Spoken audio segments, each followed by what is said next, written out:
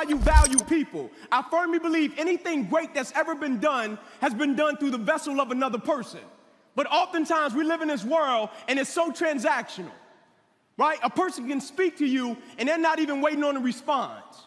Most people, when they ask a person, hey man, how you doing? They don't really mean it, right? We live in this world, it's so transactional. Value people. Right? You never know what God will do through another person. Value people. We went to a workout a Saturday morning, 8 o'clock in the morning, we get done, and we're driving home and it's storming in Atlanta. And we're getting off on our exit and we're coming up on a red light.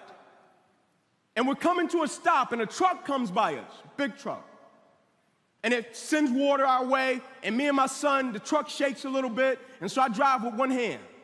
And so when it shakes a little bit, I'll never forget feeling like, oh man, a little slight, little hydroplane deal, and it kept going. And so when it started to spin, I was like, God, no. But as it was spinning toward a retainer wall. And we were on a ramp. And I'm like, God, like, no, man, like, if my truck hits that, me and my son were flipping over, and it's gonna be a nice fall. And so the truck continued to spin. And I heard the Spirit saying to me, let go of the wheel. And I'm like, God, this is the only thing I got. But I heard the Spirit loud and clear, let go of the wheel, Ink. And I'm like, no, God, this is the only thing. If I let go, I'm going toward the wall. Right? Oftentimes in life, God is saying, let go of the will. Fortify your faith. Trust me, I got it under control. The scripture says it. For I know the plans I have for you, declares the Lord. Plans to prosper you and not to harm you. Plans to give you hope in the future. Let go of the will.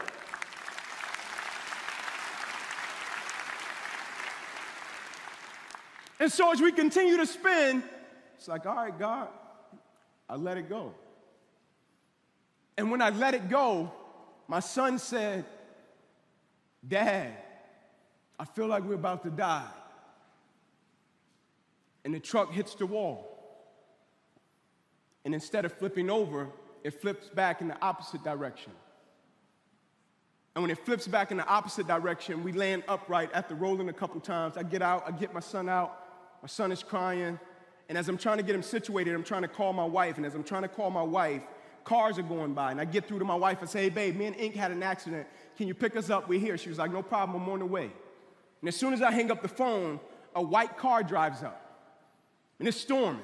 And when the car drives up, a guy rolls down the window, and he says to me, I didn't recall ever seeing this guy ever.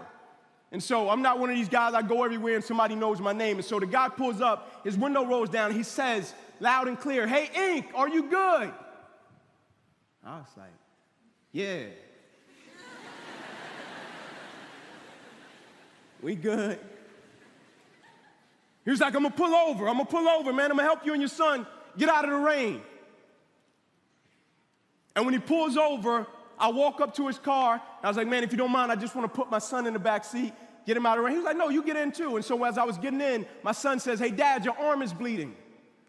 And so I say to the guy, hey, man, my arm is bleeding. I'm gonna get out. I don't wanna drip any blood in your car. If you don't mind, can my son stay in? He was like, no problem.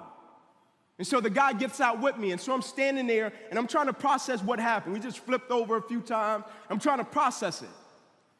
And so the guy walks over to me, and he says to me, hey, man, you don't remember me, huh? I was like, nah, I can't say that I do. And to be honest, I wasn't trying to remember. I'm like, bro, I just flipped over. Like, I'm out of here right now, man. And he poses the question again, you don't remember me, huh?